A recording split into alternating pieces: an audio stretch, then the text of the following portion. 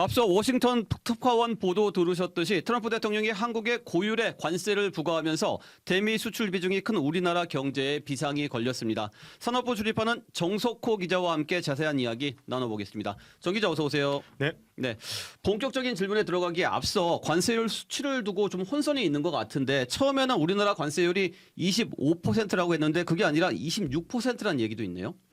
네, 우선 백악관이 오늘 새벽 공식 발표한 우리나라 관세율은 25%였습니다. 트럼프 대통령이 각 국가별 관세가 적힌 패널을 들었는데 네. 거기에 25%라고 쓰여 있었거든요. 그런데 이후 백악관에서 공개한 행정명령 부속서에는 26%라고 적시됐습니다. 이후 취재진 질의가 이어지자 백악관 측은 부속서가 맞다고 답했습니다.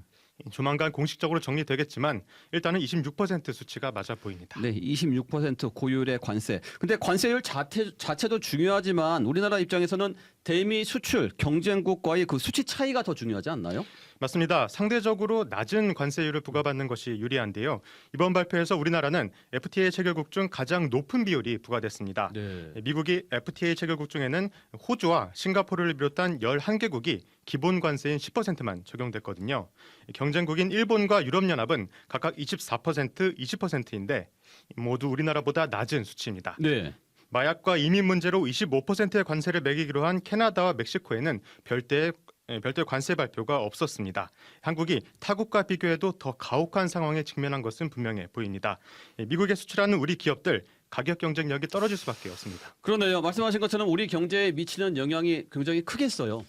네, 우리나라의 대미 무역 흑자는 지난해 기준 약 82조에 달합니다. 네. 역대 최대 수치인데요. 그동안 한미 FTA에 따른 무관세 효과가 사라진 데다 일본과 유럽 등 경쟁국에 비해 페널티를 안아야 하는 상황입니다. 수출로 먹고 사는 한국 경제 구조상 큰 타격을 입을 것으로 보입니다. 벌써부터 증시가 요동치고 있는데요.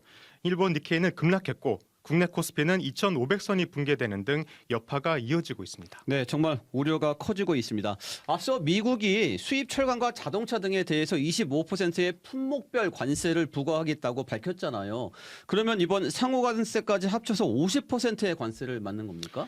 아닙니다. 백악관은 기존의 무역 확장법에 근거해 관세를 적용했던 철강과 알루미늄, 자동차, 반도체 등에 대해서는 상호 관세를 적용하지 않겠다고 설명했습니다.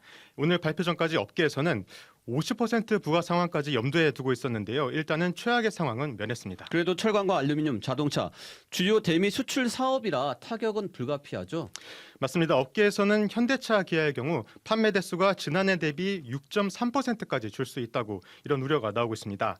현대차, 기아 등은 일단 현지 생산을 늘려서 대응하겠다는 방침이겠지만 국내 생산이 대다수인 한국 GM은 존폐 위기까지 몰린 상황입니다. 여기에 대해 영세 자동차 부품업체의 경우 생존을 장담할 수 없다는 우려까지 나오고 있습니다. 그렇네요. 반도체 업계도 긴장하는 분위기죠. 네, 반도체의 경우 트럼프 대통령이 이미 품목별 과세를 예고했기 때문에 후속 조치에 촉각을 곤두세우고 있습니다. 반도체의 경우 현지 생산으로 부품을 대체하기가 좀 어렵거든요. 관세가 부과될 경우 타격이 클 것으로 내다보고 있습니다. 네, 정 기자 여기서 궁금한 게 상호 관세율은 한번 이렇게 정해지면은 고정되는 건가요? 아닙니다. 조정될 여지가 있습니다. 트럼프 대통령이 상대국 행동에 따라서 관세율이 낮아질 수 있다고 언급하면서 여지를 열어뒀거든요.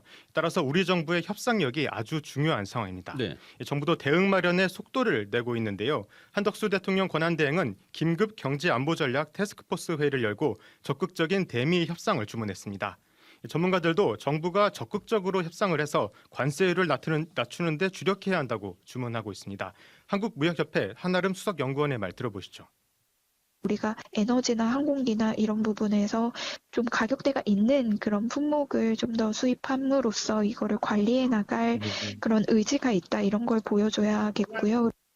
네, 촌각을 다투는 상황에서 우리 정부의 리더십 공백이 더욱 아쉽게 느껴지는 때입니다. 여기까지 듣겠습니다. 정석호 기자 수고했습니다. 지금까지 CBS 박지환의 뉴스톡이었습니다. 노컷으로 보는 뉴스의 새로운 기준, 지금 알림과 구독 설정하시고 함께하세요.